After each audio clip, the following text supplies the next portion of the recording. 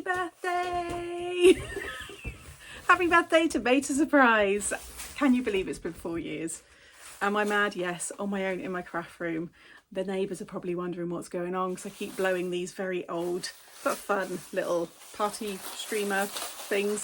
But yes, here we are 4 years later, celebrating 4 wonderful years of Beta Surprise. So I have, between this video, the one on Mixed Up Craft, I've also done some for Instagram reels and things. So yeah, a bit mad, probably repeating myself, but this week I am very excited to be sharing 7 brand new tutorials with you where I've created new bundles. All of that information you can find over on the Craft Stash website. If you're not familiar with Craft Stash, then I do encourage you to go over to the website.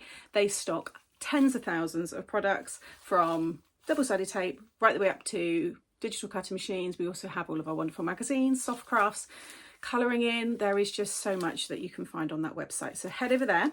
Also, I've got to do a big shout out for our VIPs.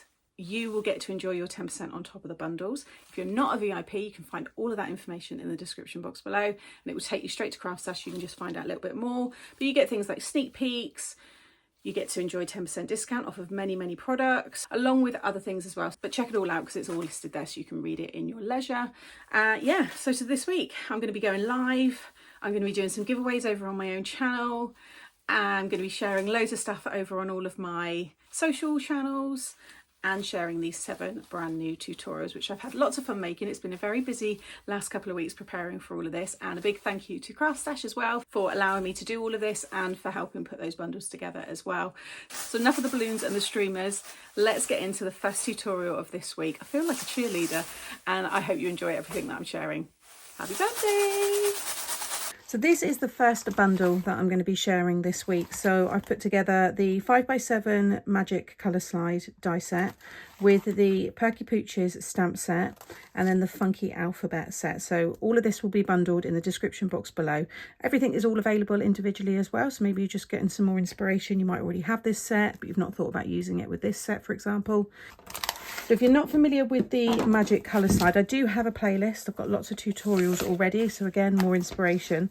This is 5x7, so the mechanism will sit onto a 5x7 card blank, which I've already got here. So this is just a shop bought one. And what I've done is die cut this border frame, which has got these little crisscrosses all the way around. And I just found this adhesive, it's self-adhesive, like it's almost padded. And I thought it looked fantastic. So I'm going to use that as the backdrop. And then you want to cut the main dies. This is a 300 GSM smooth cardstock, the Craft Stash card. So you can see how I've cut that one out there. And then just fold that one in half. And that's our pocket that's going to sit onto the top. And then you've got your pull tab here. Now you can cut this in all different colours. You might want to use a mirrored card. You might want to just keep it white.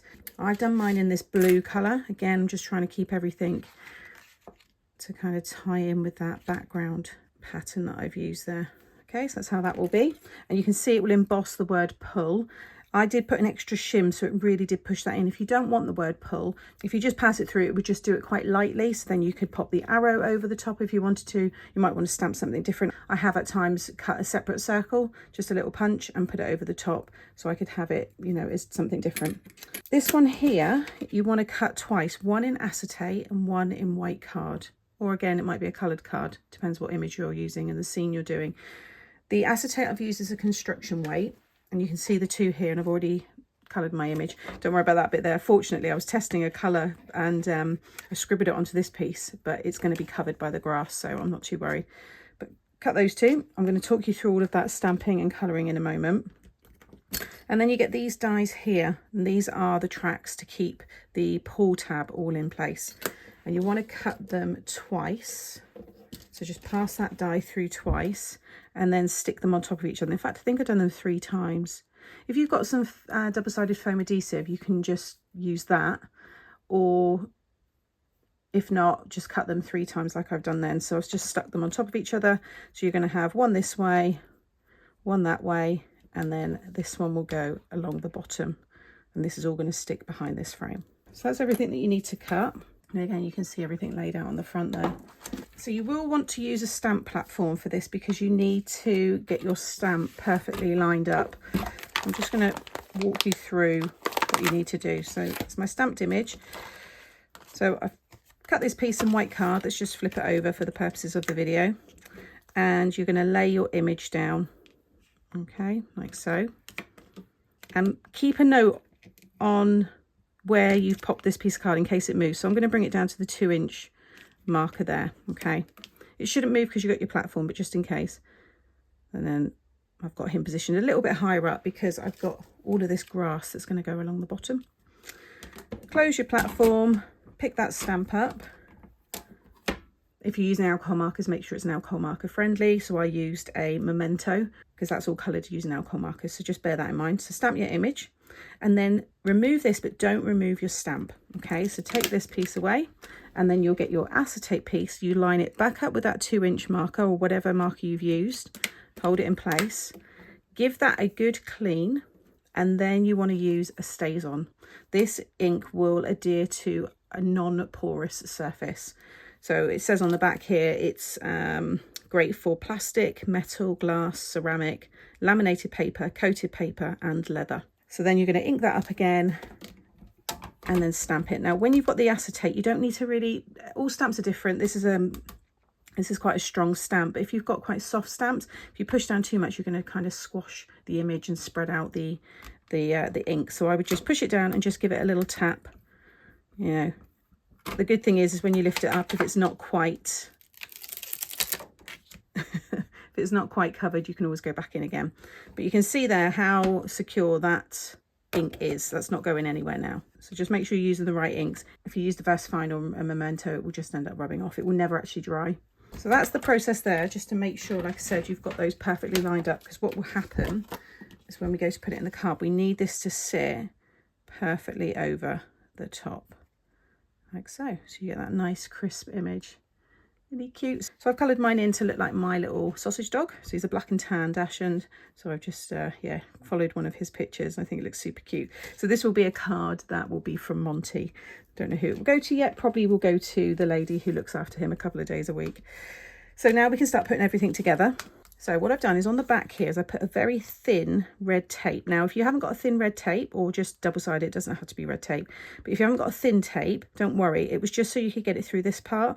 But you can just stick down the 3 sides. You don't have to close off this top section. Or you can just go up to here and up to that part if you can't get it through that middle section there. So now I'm going to take my acetate. So bring this around. So you want to take the backing off.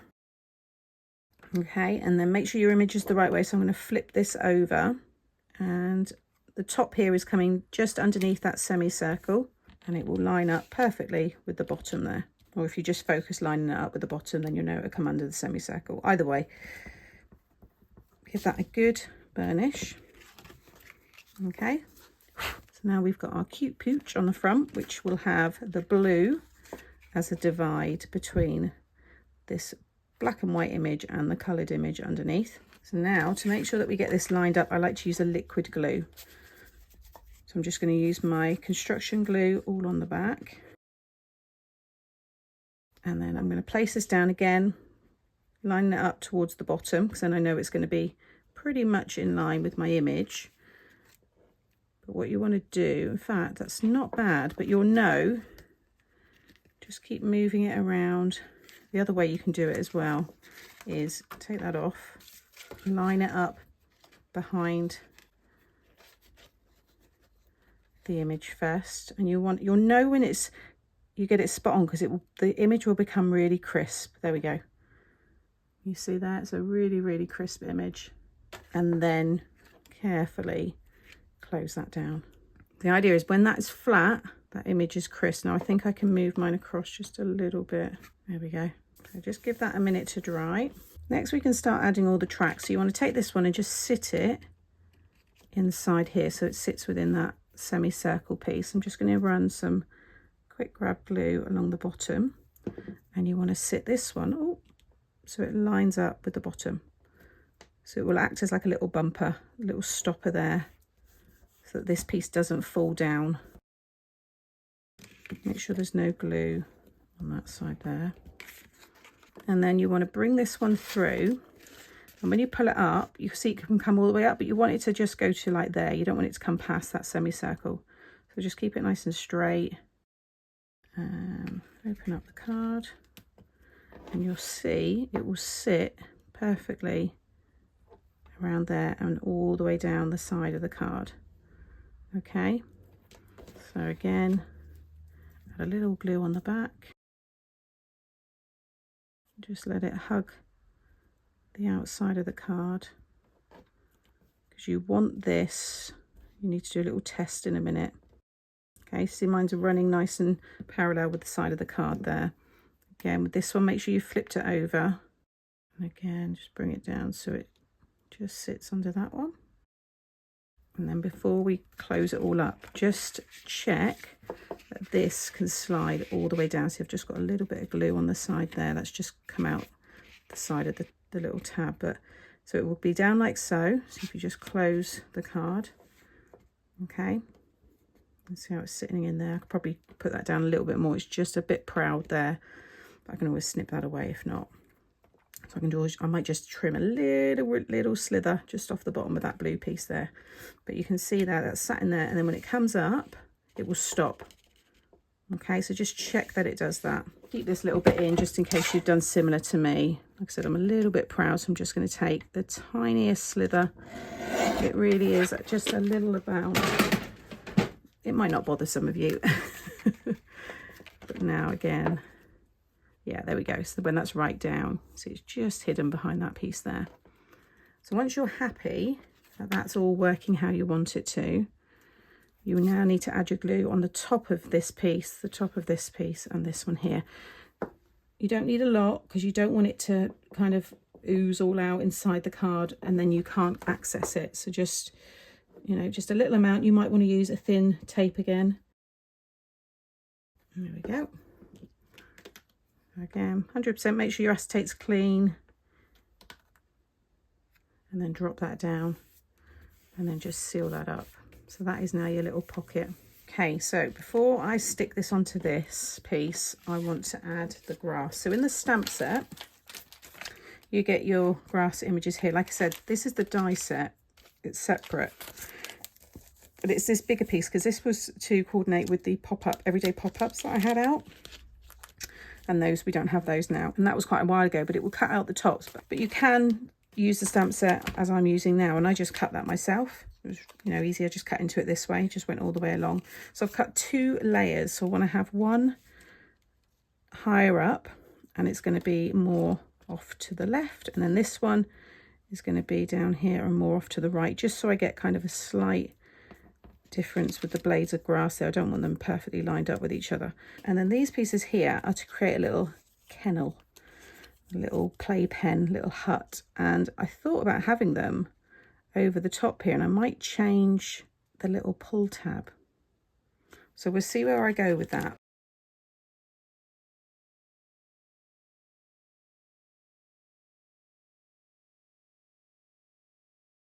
Okay, and then I'm going to flip this one over and just trim off all the excess.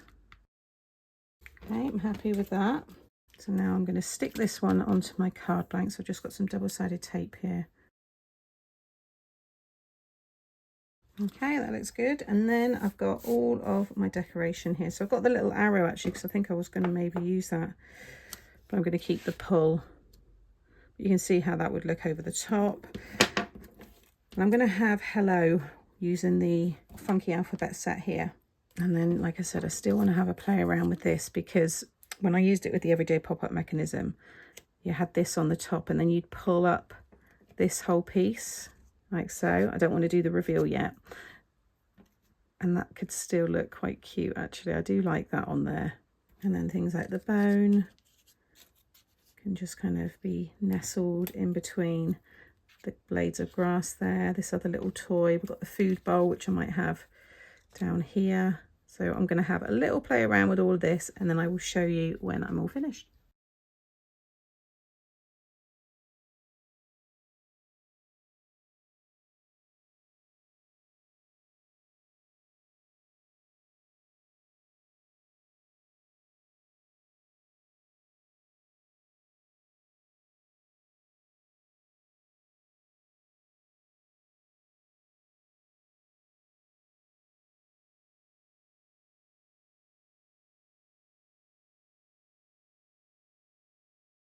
Okay, so card is all finished. I will do the final reveal in a moment. I just want to get the envelope decorated. So I've got lots and lots of used stamps here, which I love to decorate envelopes with, especially if I'm hand delivering them.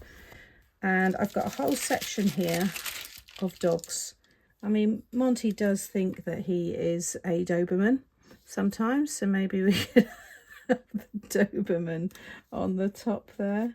I mean, any dog stamp, it's all going to look lovely, to be fair. I mean, this one's very, very cute. I do like that one. It's got all the colours as well that I've used there. So maybe we won't use that one. We'll go cutesy. Not that they're not cute, by the way. So they're going to be the stamps I use. Stick those down. And then I've just got melting the green beads from the Christmas mix. I've got my Happy Mail wax seal. And then I just like to add these images here. These are from my Happy Mail stamp set. And you can just stamp over the top there. So again, it looks like it's gone through the postal system. And then this one is for you to put the kind of the date and the time. There we go. And then because I'm not ready to write in this just yet, I've got my wax paper. Just pop that underneath and then pour out your wax. Should have probably maybe added another bead, but I think it'll be okay. And if you get any bubbles, just grab your heat tool